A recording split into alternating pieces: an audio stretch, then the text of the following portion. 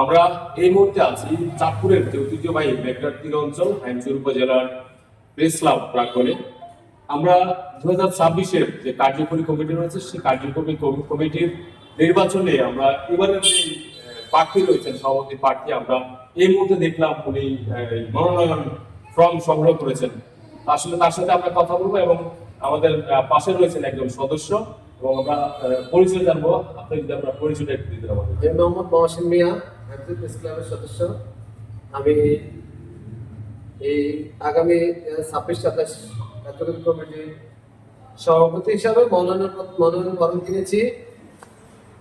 আপনার পরিচয়টা যদি আমাদের একটু জানাতেন। আমি মোহাম্মদ মোতাহার হোসেন, সদস্য হাইমচর প্রেস ক্লাব। আচ্ছা, আমরা যা বলছিলাম, আমরা একেবারে সন্নিকটে আছি 2026 সালে যে হাইমচর প্রেস ক্লাবের কার্যকরী কমিটির যে নির্বাচনটি, যেটি 12 মার্চ নির্বাচিত হবে, নির্বাচন অনুষ্ঠিত হবে। আমরা তার আগে আসলে আমরা এই একেবারে যারা হাইমচর উপজেলার সিনিয়র সাংবাদিক রয়েছেন বা দীর্ঘদিন তারা সংবাদ পত্রের সাথে বা সংবাদ কর্মী হিসেবে কাজ করছেন, তো আমরা প্রথমেই জানতে চাই আমাদের যে সদস্য রয়েছেন মহতর হোসেন স্বপন, এখানে আসলে এই হাইমচরের সংবাদ সংগ্রহ করতে গিয়ে বা সংবাদ সংগ্রহের বিষয়ে আপনারা কি ধরনের বাধ্যবাধকতা বা এখানে আসলে কি ধরনের বিষয়গুলো উঠে আসে মূলত সংবাদপত্রের মাধ্যমে? ধন্যবাদ শিবুল। সাধারণত আমরা যারা মাঠ পর্যায়ে কাজ করি, সংবাদ সংগ্রহ করতে গিয়ে আমরা বিভিন্নভাবে বিভিন্ন সমস্যা প্রতিকূলতার সৃষ্টি হয় এবং প্রতিরোধ করতে করি। এর মধ্যে করি যেহেতু আমরা যদি এখান থেকে মনে করেন নদীর পশ্চিম পারে আমরা সংবাদ সংগ্রহ করতে যাই, তাহলে দেখা যায় এখান থেকে আমরা দীর্ঘ সময় হাতে নিয়ে যেতে হয়। এখানে একটা বিশাল নদী আছে, মেঘনা নদী, যা বাংলাদেশের সবচেয়ে বড় নদী। ওই নদীর পার হয়ে আমরা মধ্যস্থলে যেতে হয়। তাই ওখানে গিয়ে আবার সংগ্রহ করতে দেখা যায় আমরা অনেক সময় অনেক বিপদের মধ্যে পড়তে হয়। এই বিপদ অতিক্রম করে আমরা এই চরাঞ্চলে গিয়ে সংবাদ সংগ্রহ করি। এইভাবে আমরা দিনের পর দিন সংবাদ সংগ্রহ করে সমাজে আসছি, জনগণের মাঝে তা উপস্থাপন করি। তো আসলে আমরা যা বলছিলাম 2026 সালের যেই নির্বাচন, হাইমচর প্রেস ক্লাবের যেই মনোনয়ন সংগ্রহ করেছেন এই মুহূর্তে তিনি হচ্ছেন আমাদের ইসলামের একজন সদস্য। আসলে আপনি দীর্ঘদিনের সংবাদ পত্রের সাথে কাজ করছেন, হাইমচরের বিভিন্ন সংবাদ তুলে ধরছেন, অসহায় মানুষের কথা বলছেন। তো সেই বিষয়ে আপনার যে ভবিষ্যৎ উদ্যোগ, আপনি সভাপতি হবে সবাইকে নেতৃত্ব দেওয়ার যে প্রস্তাবটুকু আপনি রেখেছেন বা আপনি মনোনয়ন ফর্ম সংগ্রহ করেছেন, পূর্বে এমন কোনো অভিজ্ঞতা আছে যে আসলে সংবাদ করতে গিয়ে আপনার বিভিন্ন ধরনের বাধা বা বিভিন্ন ধরনের বিড়ম্বনার শিকার হয়েছে? যদি এই বিষয়ে আমাদের সামনে একটু তুলে ধরতেন। ধন্যবাদ শিবন, যারা দেখছেন তাদেরকে ধন্যবাদ। আসলে হাইমচর প্রেস ক্লাবে আমি দীর্ঘদিনই কাজ করছি। সংবাদ সংগ্রহ করতে গিয়ে বিভিন্ন প্রতিকূলতার সম্মুখীন হয়েছি বা প্রভাব বিস্তারও হয়েছে এবং আমার কাছে অনেক বাধাবিঘ্ন আসছে। তারপর আমি বাধাবিঘ্ন অতিক্রম করে আমি সংবাদ সংগ্রহ করছি, দীর্ঘদিন সংবাদ প্রচার করছি এবং সাংবাদিকতা হিসাবে কাজ করছি।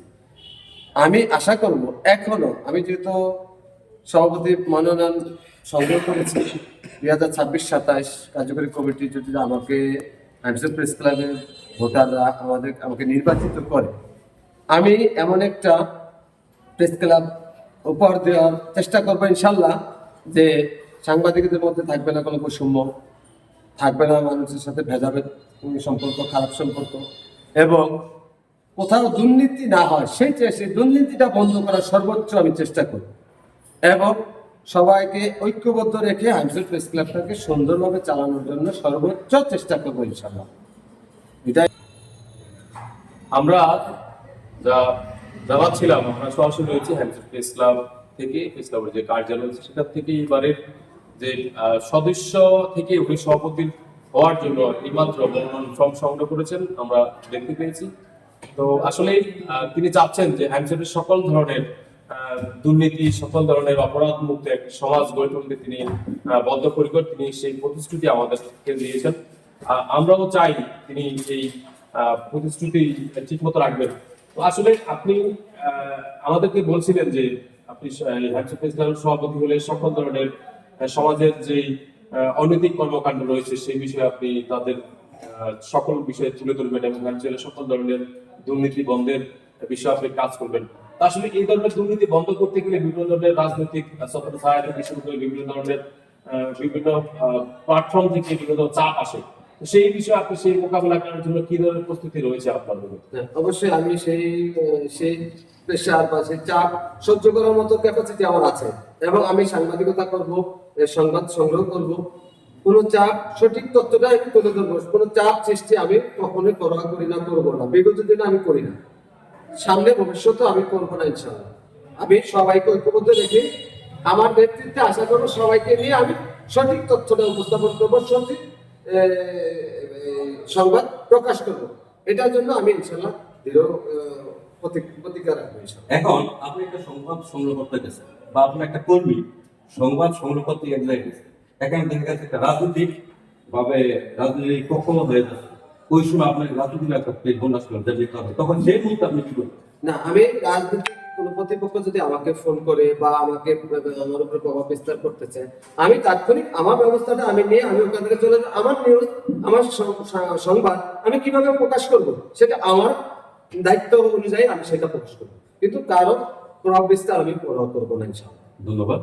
আরেকটা হলো, এক জায়গায় মারামারি করতে আপনি গেছেন, মারামারি একটা অনুষ্ঠানে একটা মারামারি করছে, মারামারি অনুষ্ঠান দেওয়া হয়, মারামারিটা সংগ্রহ করতে আপনি গেছেন, ওই মুহূর্তে দোনো পক্ষই দেখা যায় আপনি সংগ্রহ করতে যাওয়ার কারণে দোনো পক্ষে আপনাকে আক্রমণ করতে আসছে, ওই ওই সময় আপনি নিজেকে রক্ষা করার জন্য এবং সংবাদ সংগ্রহ করার জন্য ওই মুহূর্তে আপনার পদক্ষেপ কিরকম থাকে, কারণ সদস্যরা কিরকম থাকে?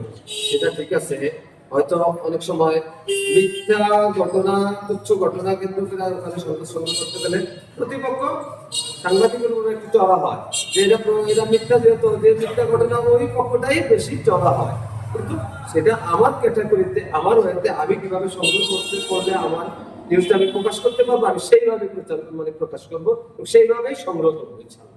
আচ্ছা, আমরা একেবারে শেষ মুহূর্তে রয়েছি। আমরা শেষ মুহূর্তে আসলে আমাদের পরবর্তী প্রার্থী রয়েছেন, তার কাছে আরেকটু বিষয়ে অবগত হয়ে আমরা এখান থেকে বিদায় নিব। তো হাইচটি একটি নদী মাতৃক, নদী কেন্দ্রিক অঞ্চল, বিশেষ করে একেবারেই অনুন্নত একটি এলাকা। এখানে সমাজের বিভিন্ন ধরনের অসঙ্গতি তুলে ধরার জন্য বিভিন্ন ধরনের বিড়ম্বনা থেকে শুরু করে যোগাযোগ মাধ্যম সবকিছুতেই অনেকটা সমস্যার সৃষ্টি হয়, যেহেতু এটা নদী ভাঙন এলাকা।